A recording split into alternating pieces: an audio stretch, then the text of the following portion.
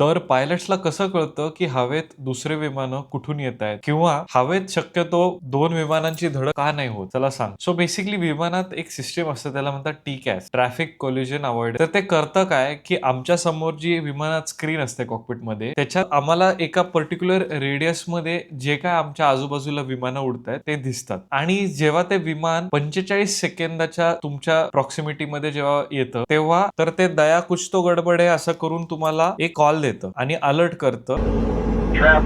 आणि जर तुम्ही त्याच्यावर ऍक्शन घेतली नाही, जर ते विमान तुमच्या 20 सेकंदाच्या रेडियस मध्ये जेव्हा येतं, तेव्हा त्याला कळतं की हा पायलट जरा मंद, मग ते सांगतं तुम्हाला करायचं काय.